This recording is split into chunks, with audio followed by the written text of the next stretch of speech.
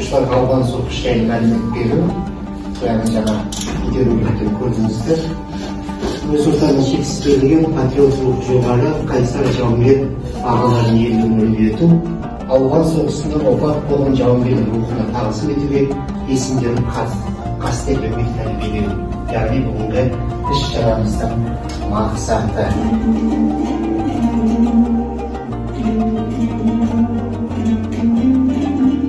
Жерменен көптің арасын, үстін соғыс қаптады жолында, көре алмай жалғыз баласын, аналар кетті оңдарында, әкелер әжетadam.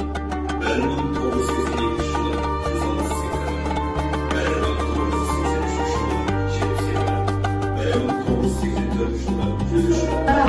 Арасында жауынгер, өлеңдердің бірге жердің жанатта болшылығына қайырлы күн, менде де қымбатты ұстаздар мен оқушылар. 10-шы сыныптармен өткізілуге отырған алған қарттарды кеңес әскерлерінің алған жерін шығарғаны 35 жыл толуына лайық ұйымдастырған мереке істерге қош келдіңіздер.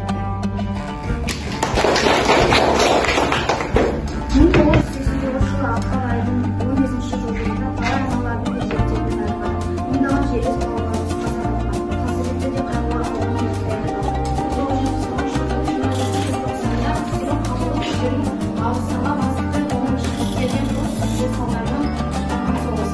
Солай аяқталмақ соғысқа қатысқан отбасы мен елдің өзі ішінде ғана емес, оған сырт мемлекеттердің қатысуымен жоққа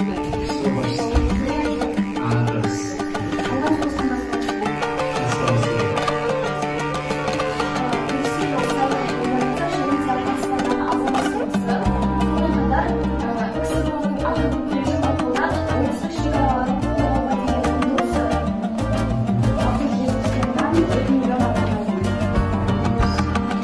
Ауған жайлар, ертісінде деген тасқалады.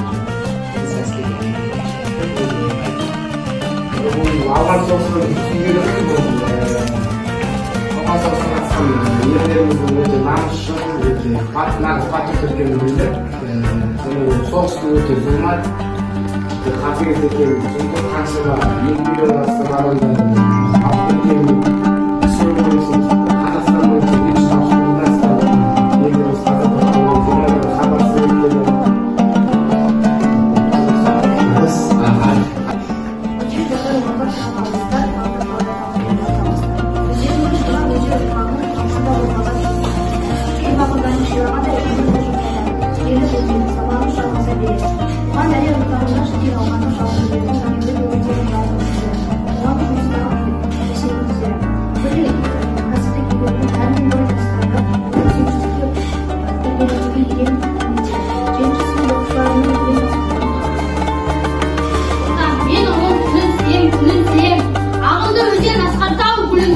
мен оның қасиетті тілінсем, мен оның құдіретті үнінсем, бар жандығын сүйемін деп қыбырлаған, бәрі маған отан деп сыбырлаған, жаным менің кеудемде жар шықты, бозторғай болған шықындаған.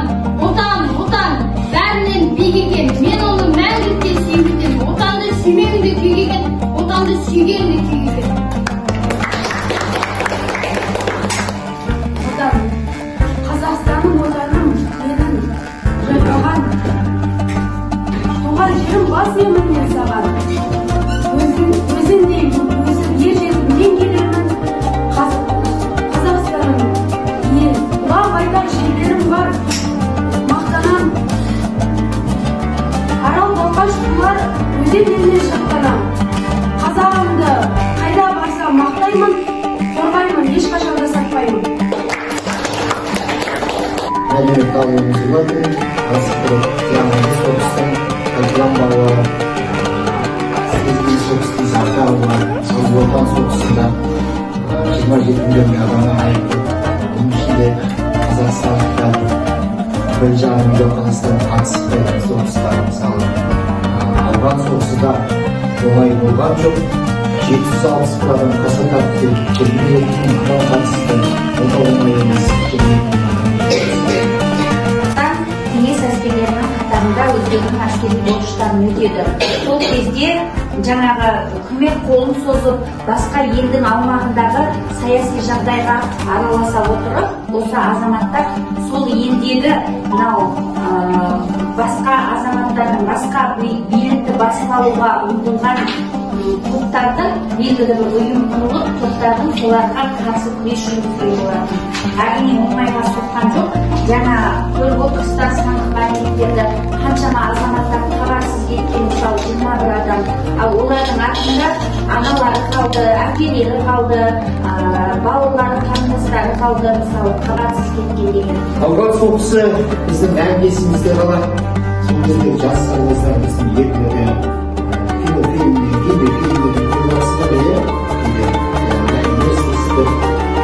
ерлігі тәуелсіздіктің алғаннан кейін бәрін шындықтың бет ашылып алған оғанға дейін біз ешқандай білмедік, әскер қатарына барып келген балалар ретінде, жастар ретінде саналып отанымыз үшін тәуелсіздік алғаннан кейін ғана біз тарихтың ақтардан беттері ашылды.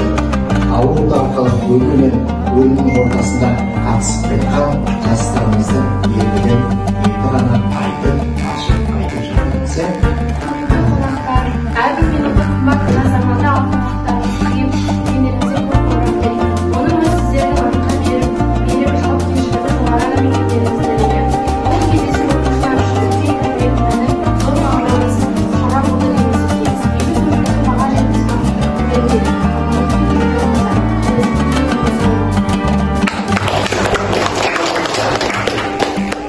еліміз аман,